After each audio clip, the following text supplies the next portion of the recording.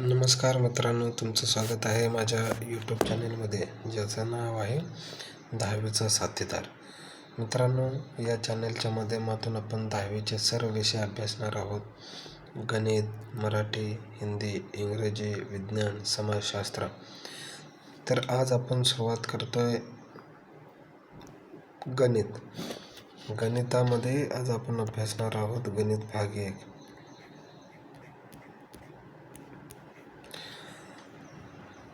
तर आज आपण चालू करतोय गणिताचं भाग 1 मधील पहिलं प्रकरण, 2 चलातील रेषीय समीकरणे. तर मित्रांनो, 2 चलातील रेषीय समीकरणामध्ये आपण या प्रकरणामध्ये आपण काय शिकणार आहे, तर 2 चलातील रेषीय समीकरणं सोडवण्याच्या ज्या पद्धती आहेत त्या पद्धती आज आपण शिकणार आहोत. आलेख पद्धत आहे, म्हणजे जी ग्राफ मेथड आहे. क्रेमरची पद्धत आहे, क्रेमर्स मेथड आहे, म्हणजे जी डिटर्मिनंट मेथड आहे, विषयक पद्धत, ती पद्धत आपण आज शिकणार आहोत. अजून काय शिकणार, तर 2 रेषीय समीकरणात रूपांतर करण्याजोगी जी समीकरणं आहेत त्यांचा आपण या प्रकरणामध्ये अभ्यास करणार आहोत. काही अशी समीकरणं असतात जी आपल्याला जर पाहिलं तर 2 चलातील रेषीय समीकरण नसतात, परंतु त्याचं रूपांतर आपल्याला 2 चलातील रेषीय समीकरणामध्ये करता येतं. अशी समीकरणं आपण सोडवणार आहोत. अजून काय करणार आहे, तर एक सामायिक समीकरणांचं उपयोजन. काही उदाहरणं असतील, गणितामधली शाब्दिक उदाहरणं असतात, त्या शाब्दिक उदाहरणांचं रूपांतर आपण एक सामायिक समीकरणामध्ये करून ते शाब्दिक उदाहरणं कशी सोडवायची याचा सुद्धा अभ्यास आपण या प्रकरणामध्ये आपण करणार आहे. जर आपण आठवलं तर आपला या प्रकरणाचा अभ्यास गेल्या वर्षी म्हणजे 9वी मध्ये झालेला आहे. 2 चलातील रेषीय समीकरणं म्हणजेच लिनियर इक्वेशन ऑफ 2 व्हेरिएबल्स. 2 चलातील रेषीय समीकरण म्हणजे काय असतं नक्की, तर ज्या समीकरणामध्ये 2 पदे वापरली जातात आणि चल असलेल्या ज्या समीकरणामध्ये 2 चले वापरली जातात आणि चल असलेल्या प्रत्येक पदाची कोटी म्हणजे घातांक 1 असतो, त्या समीकरणाला 2 चलातील रेषीय समीकरण असं म्हणतात. हे आपण गेल्या वर्षी म्हणजे 9वी मध्ये शिकलेलो आहोत. तर याच्यामध्ये जर आपण बघितलं तर ax प्लस by अधिक c बरोबर 0 हे 2 चलातील रेषीय समीकरणाचं सामान्य रूप आहे. आणि याच्यामध्ये a, b, c या वास्तव संख्या आहेत. आता याच्यामध्ये चल कशाला म्हणायचं, सहगुणक कशाला म्हणायचं, पद कशाला म्हणायचं हे अगोदर बघून घेऊ. तर याच्यामध्ये जो a, b, c हे सहगुणक असतात.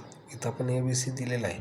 उदाहरण पाहायला गेलं तर त्याच्यामध्ये तुम्हाला अंक दिसतील, काही धन असतील, काही ऋण असतील, अशा संख्या असतील. तर त्या संख्या असतात त्यांना सहगुणक म्हणायचं. म्हणजे बी, सी असे म्हणजे काही संख्या असतील, तिथं 3 असेल, 2 असेल, 1 असेल, -4 असेल, तर त्यांना सहगुणक म्हणायचं. नंतर जे अक्षर आहेत म्हणजे x आणि y त्यांना आपण चल म्हणतो. आणि या दोन्ही चलांचं मिळून म्हणजे याला अक्षर सहगुणक आणि चल यांना मिळून बनतं ते पद, आणि ह्या पदांची मिळून जे होते ते समीकरण असतं. तर अशा हे 2 चलातील रेषीय समीकरणाचे सामान्य रूप आहे. आणि ए, बी, सी ह्या वास्तव संख्या. तर तो वास्तव संख्या म्हणजे काय हे आपल्याला पहिल्यांदा समजून घ्यायला लागेल. वास्तव संख्या म्हणजे काय असतं मित्रांनो, ज्या सर्व संख्या ज्या संख्या रेषेवर दाखवता येतात त्या वास्तव संख्या म्हणजेच रिअल नंबर म्हणून ओळखले जातात. यामध्ये मुख्यत्वे 2 गट पडतात, एक परिमेय, अपरिमेय, रॅशनल, इरॅशनल. ज्या संख्यांना भिन्न स्वरूपात लिहिता येतात पूर्णांक आहेत. उदाहरणार्थ म्हणजे परिमेय संख्या म्हणजे कुठल्या असतात? -1, 2, 4, 2.3, 7.1 इथंपर्यंत थांबतं. या परिमेय संख्या असतात. ते धन किंवा ऋण असतील, 0 असेल. परंतु ज्या संख्या स्वरूपात लिहिता येतात त्याचा दशांश विस्तार न संपणार असतं, आवर्ती असतो. म्हणजे बघा पायची किंमत काय असते? 22/7. म्हणजेच आपण लिहितो 3.14. याच्या पुढं भरपूर असते पण आपण ती लिहित नाही. परंतु त्याचा दशांश विस्तार संपणार आहे का? नाही. अशा संख्यांना अपरिमेय संख्या म्हणतात. अजून वास्तव संख्यांचे प्रकार भरपूर आहेत. नैसर्गिक आहेत, पूर्ण संख्या आहेत, पूर्णांक आहेत, परिमेय, अपरिमेय अशा म्हणजे सर्व संख्या ज्या आपण लिहू शकतो त्या परिमेय संख्या आहेत. वास्तव संख्या. त्या संख्या ABC या वास्तव संख्या असतात आणि A आणि B कधीही 0 नसतो. यामध्ये A आणि B कधीही 0 नसतो. तर आपण उदाहरण बघू कसं लिहायचं. आता इथे एक उदाहरण दिले, 3x अधिक बरोबर 4y वजा 12. आता आपल्याला हे या पद्धतीने लिहायचं आहे. कसं लिहिणार? 3x हे 4y त्या बाजूला वजा आहेत, इकडे आल्यावर अधिक आहेत, इकडे आल्यावर वजा होईल. 4y हे 12 तिकडे वजा तिकडे आल्यानंतर अधिक होईल. 12 बरोबर 0. हे झालं ह्या एक सामायिक रेषीय समीकरणाचं सामान्य रूप. ह्याला जर आपण या समीकरणाशी तुलना केली तर A ची किंमत काय येईल? 3 येईल. B ची किंमत काय येईल? 4y येईल. C ची किंमत काय येईल? 12. हे आपण समजलं. इथं बघा एक्सचा घात काय आहे? काहीच दिलेलं नाही म्हणजे 1 आहे. इथं पण काय आहे? 1 आहे. तर काही उदाहरणं अशी असतात.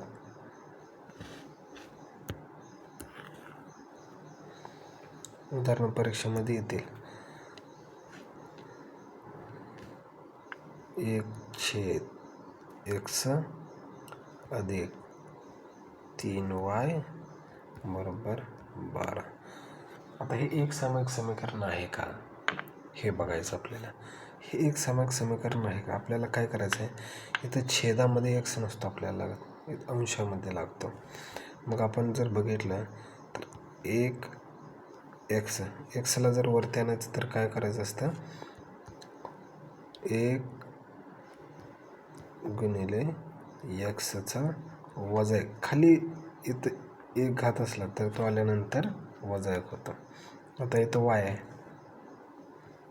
3y बरोबर 3 गुणिले 1/y बरोबर 3y वजा 1 म्हणजे x वजा 1 अधिक 3y वजा 1 बरोबर 12. हे एक सामायिक समीकरण आहे का?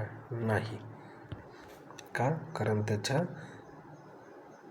चलाची जी कोटी आहे ती 1 आहे का? नाही, वजा 1 आहे. आपल्याला अधिक 1 म्हणजे धन 1 पाहिजे. अजून असतात 2x² अधिक 3y घन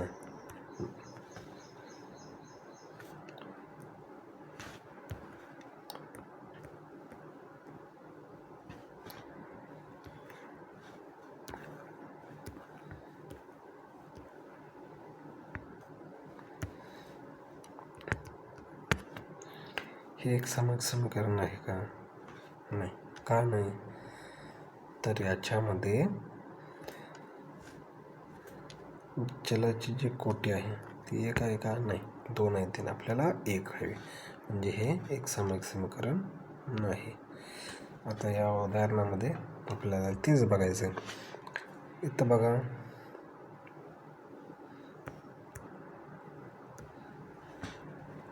इथं दिलेलं आहे 4m अधिक 3n बरोबर 12. इथं mचा घात काय आहे मित्रांनो? 1 आहे. nचा काय आहे? 1 आहे. त्यामुळं हे एक सामायिक समीकरण आहे.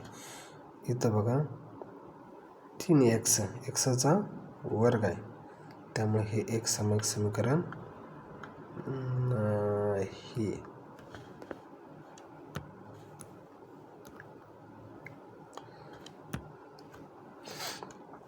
याच्यामध्ये xचा घात काय आहे? 1 आहे. yचा पण घात 1 आहे. ही संख्या कशी आहे महत्त्वाची नाही. हा सहगुणक किती आहे? वर्गमुळात 2 आहे. ही अपरिमेय संख्या आहे किंवा वास्तव संख्या आहे, त्यामुळं ती वास्तव संख्या आहे. आणि xचा म्हणजे चलाची कोटी 1 आहे, त्यामुळे हे 2 चलातील रेषीय समीकरण आहे. इथं बघा मित्रांनो, ए आणि बी शून्य नसायला हवेत. हे सामान्य रूपात तर दिलेलं आहे, पण एची किंमत इथं 0 दिलेली आहे, त्यामुळं हे 2 चलातील रेषीय समीकरण नाही. आपण काय पाहिलं होतं? तर ती किंमत 0 नसावी.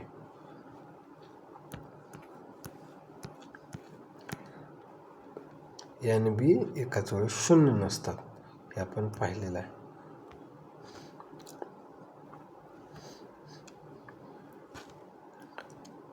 तीन x अधिक 0y वजा 36. इथं पुन्हा तेच, बीची किंमत काय 0 आहे, त्यामुळे हे एक रेषीय समीकरण आहे का? नाही. परत पुढचं उदाहरण काय आहे? 4/x अधिक 5/y बरोबर 4. इथं छेदात x आणि y आहे, म्हणजे त्याचा घात काय होतो? वजा 1. कोटी काय होते? वजा 1. त्यामुळे हे 2 रेषीय समीकरण एक रेषीय समीकरण आहे का? नाही. पुढचं 4xy वजा 5y वजा 8 बरोबर 0.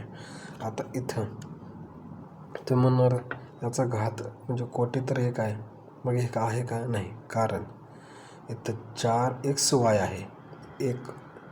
एका पदात एकच चल असायला हवं. हे आहे का? नाही. तर हे 2 चल आहेत, त्यामुळं एकाच सहगुणकाला 2 चल दिलेले आहेत, त्यामुळे हे एक रेषीय समीकरण नाही. समजलं का मित्रांनो? परीक्षेमध्ये 2 चलातील रेषीय समीकरण आहे की नाही हे विचारणं, दोन गुणासाठी हे तुम्हाला विचारू शकतील. आता आपण हे एक सामायिक समीकरण सोडवायचे आहे. आता कसे सोडवायचे? आता एक रेषीय समीकरण कशाला म्हणतात ते आपण पहिल्यांदा बघून घेऊ. जेव्हा आपण 2 चलातील रेषीय समीकरणाचा एकाच वेळी अभ्यास करतो, त्या समीकरणांना एक सामायिक समीकरण आहोत. चलनांचा लोप करून समीकरण सोडवण्याची पद्धतीचा आपण अभ्यास केला, म्हणजे निरसन पद्धतीचा आपण अभ्यास केलेला आहे. तर निरसन पद्धतीनं अगोदर उदाहरण आपण समजून घेऊ.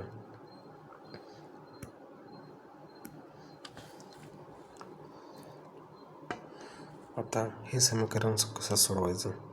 पहिल्यांदा 5x वजा 3y बरोबर 8 आणि 3x अधिक y बरोबर 2.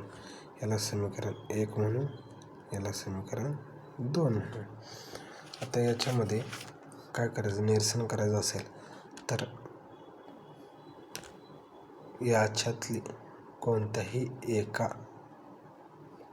पदाचा चलाचा जो सहगुणक आहे तो समान करून घ्यायचा.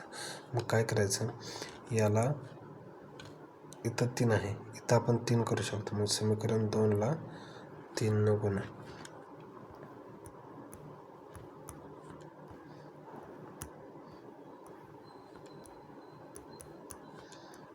तीनने गुणू काय होईल, हे 3x 3 माफ करा 3 त्रिका 9x अधिक 3y बरोबर 3 2 6. याला 3. काही वेळा नसतं, काही वेळा दोन्हीला पण गुणावं लागतं. मग याचा जो सहगुणक आहे त्याने याला गुणायचं, याचा सहगुणक आहे त्याने याला. काही ठिकाणी असं नसतं, तर याचा सहगुणकानं याला गुणायचं, याच्या सहगुणकानं याला गुणायचं. समजलं? हां. आता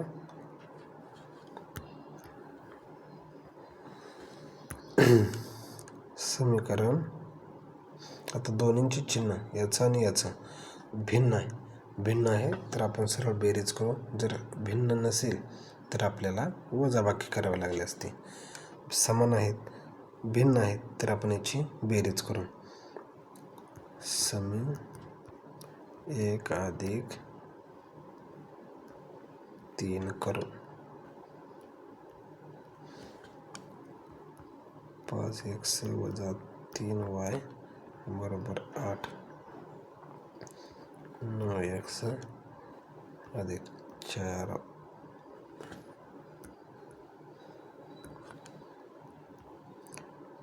3y बरोबर 6. 9 4 9 5 14. 14x याला अधिक 3y वजा 3y निघून जातील बरोबर 8 आणि 6 14. म्हणजे x बरोबर 14/14.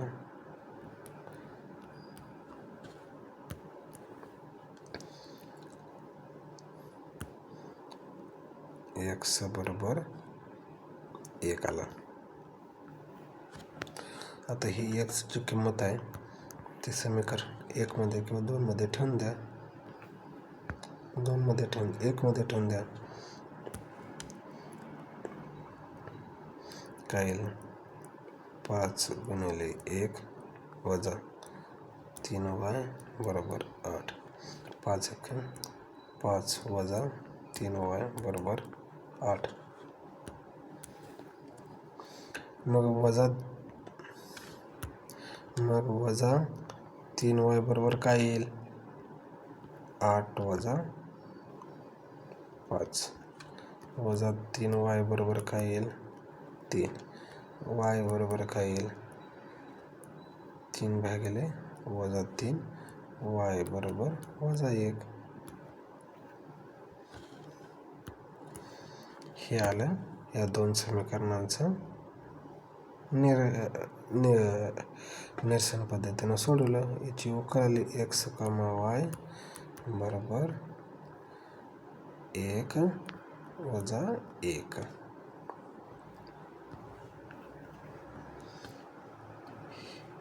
ही झाली एक पद्धत. अजून एक पद्धत त्याच्यामध्ये वापरतात, ती कोणती आहे तर ती पद्धत आहे यांची. अजून एक पद्धत आहे ती म्हणजे याचे सहगुणकाचा लोप करायचा. सामान्य सहगुणकाचा लोप करायचा. ते कसं करायचं ते आपण पाहून घेऊ. ही झाली पद्धत 1. पद्धत 2 काय आहे मित्रांनो? पद्धत 2 आहे. आता समीकरण अगोदर पुन्हा एकदा लिहून घेऊ.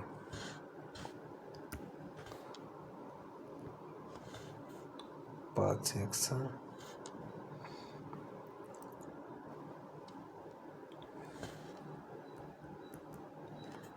माफ करा,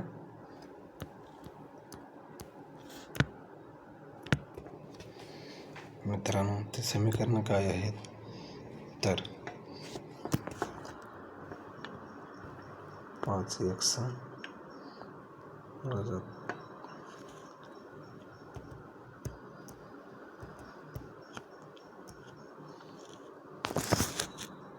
वजा 3y बरोबर 8. एक आहे 3x अधिक y बरोबर 2 आहे.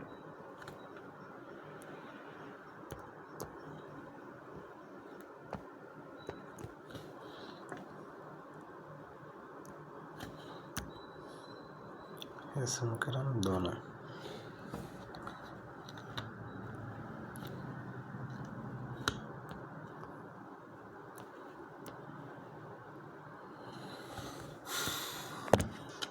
आता याच्यामध्ये y ची किंमत घेऊ. म्हणजे काय करायचं तर y बरोबर समीकरण 2 नुसार y बरोबर 2 वजा 3x हे किंमत समीकरण 1 मध्ये ठेवून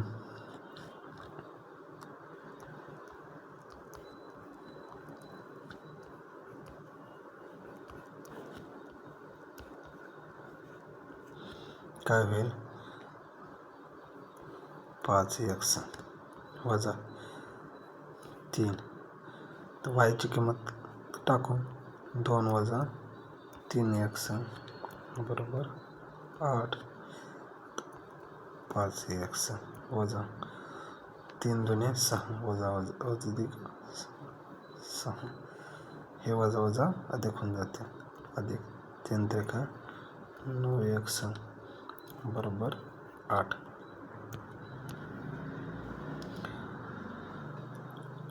मग काय येईल 5 आणि 6 आणि 5 9 आणि 5 14. 14x बरोबर 8. हे वजा आहे तिकडे गेल्यानंतर अधिक 6 होऊन जातील. x बरोबर हे 14 आणि हे 14. x बरोबर 1 आला का? आपण निरसन पद्धतीनं सोडवलेल्या त्याच्यामध्ये पण म्हणजे सहगुणक समान करून सोडवलेलं त्याच्यामध्ये पण आणि हे निरसन करून सहगुणकाचं निरसन करायचं. आता ही x ची किंमत आपण समीकरण 1 मध्ये ठेवू किंवा 2 मध्ये ठेवू. 2 मध्ये ठेवा. 2 नंबर समीकरण काय आहे 3x अधिक y बरोबर 2 आहे. x ची किंमत टाका 3 गुणिले 1 अधिक y बरोबर 2. तर 3 अधिक y बरोबर 2.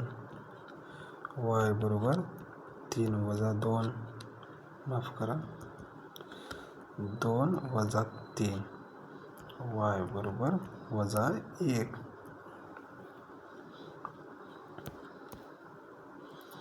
मग काय आलं उकल काय आली x y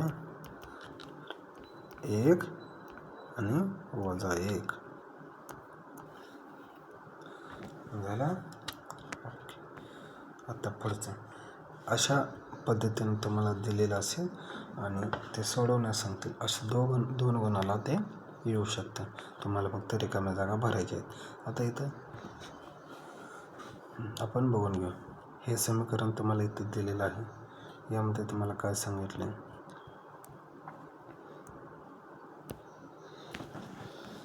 तर दिलेलं समीकरण सोडवा सांगितले. काय 3x अधिक 2y बरोबर 29 हे समीकरण 1 आहे आणि 5x अधिक y बरोबर 18 हे समीकरण 2 आहे. दिलेले समीकरण y चा लोप करून सोडवू. त्यासाठी खाली दिलेली चौकटीत संख्या लिहा. समीकरण 2 ला या समीकरणाला 2 न गुणा. इथं 5x गुणिले 2 y गुणिले 2 मग 18 गुणिले पण 2. गुणताना बरोबर चिन्हाचे दोन्ही बाजूला गुणायचं. 5x गुणिले 2 बरोबर काय आलं 10x वजा y गुणिले 2 बरोबर काय आलं 2y. 18 गुणिले 2 36. आता समीकरण 1 इथं पुन्हा समीकरण 3 लिहून घ्या. 10x वजा 2y बरोबर 36. मी तुम्हाला काय सांगितलं होतं, जर 2y आपण समान काय केलं 2y, जर त्यांचे चिन्ह भिन्न असतील तर बेरीज करा, चिन्ह समान असतील तर वजाबाकी करा. चिन्ह भिन्न आहेत वजाबाकी बेरीज करून घ्या. 3 आणि 10 बरोबर किती आलं 13x. 2y अधिक 2y चालले जातील बरोबर काय आलं 29 आणि 65. 65x बरोबर 65 भागिले 13. 13 पंचे 65 म्हणजे x आला 5. xची 5 ही किंमत समीकरण 1 मध्ये ठेवून घ्या. 3 गुणिले 5 अधिक 2y बरोबर 29. 3 5 15 अधिक 2y 29. 2y बरोबर 29 वजा 15. 2y बरोबर किती आले 14. 29 वजा 15 14. मग y बरोबर 14 भागिले 2 7 आला. ह्याची उकल काय आली तर 5 आणि 7. समजलं. हे 2 मार्काला अशी उदाहरणं परीक्षेमध्ये येते. आता अजून काही उदाहरणं असतात ज्याच्यामध्ये ज्या उदाहरणामध्ये सहगुणकाची अदलाबदल केलेली असतात. इथं बघा याचा एक्सचा सहगुणक इथं वायला आहे आणि या वायचा सहगुणक इथं एक्सला आहे. ह्या सीची किंमत आपल्याला महत्त्वाची नाही. ए आणि बीच्या किमती ज्या आहेत त्या अदलाबदल केलेल्या आपल्याला दिसतील इथं. तर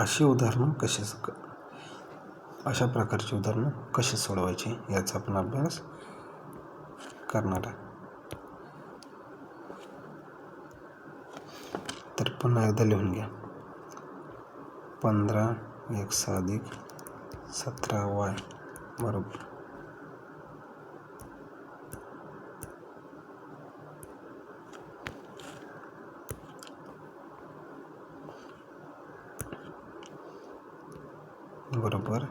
21 आणि 17x अधिक 15y बरोबर 11. 1 2 असं असेल तर काय करायचं, एकदा या दोघांची बेरीज करा, एकदा वजाबाकी करा. 1 अधिक 2 करा, काय येईल 15x अधिक 17y बरोबर 21. 17x अधिक 15y बरोबर 11. 17 आणि 15 32. 17 आणि 15 32y बरोबर 21 आणि 11 32. यातनं 32 कॉमन काढा, x अधिक y बरोबर 32 भागिले 32 म्हणजे काय आलं x अधिक y बरोबर 1. हे आलं समीकरण 3. आता समीकरण 1 वजा 2.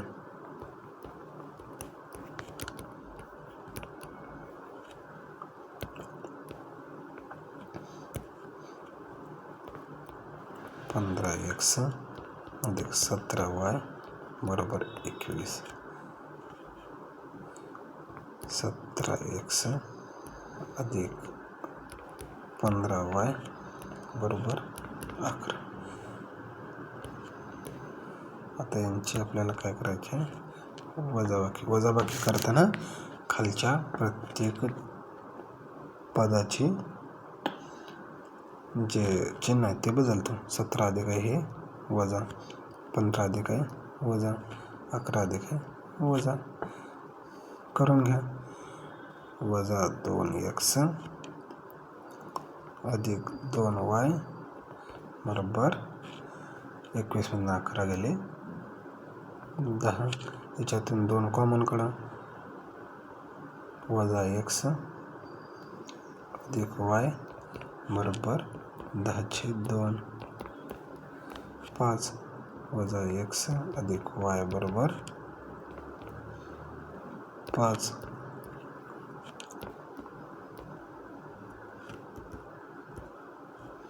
याला समीकरण 4.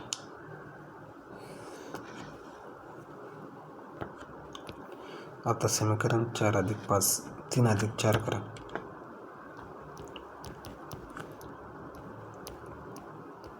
समीकरण 3 काय आहे, x अधिक y बरोबर 1. समीकरण 4 काय, वजा x अधिक y बरोबर 5. x जातील.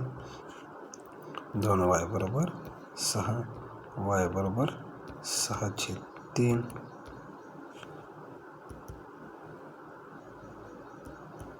6/2.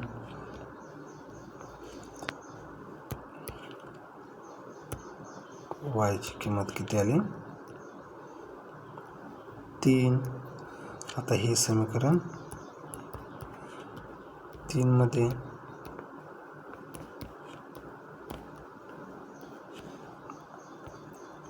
समीकरण 3 काय आहे, x अधिक y बरोबर 1. तर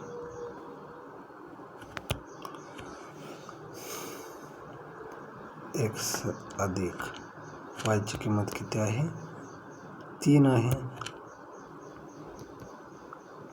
1 x बरोबर 1 हे अधिक अधिकडे गेल्यानंतर वजा होईल.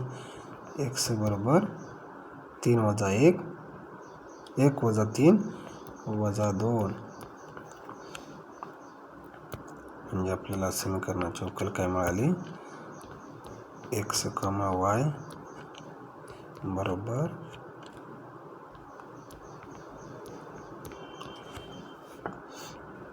वजा 2, 3. शेवटी असं लिहायला विसरायचं नाही. ही आपल्याला 4 गुणांसाठी अशा प्रकारची उदाहरणं आपल्याला येतील. तर मित्रांनो, तुम्हाला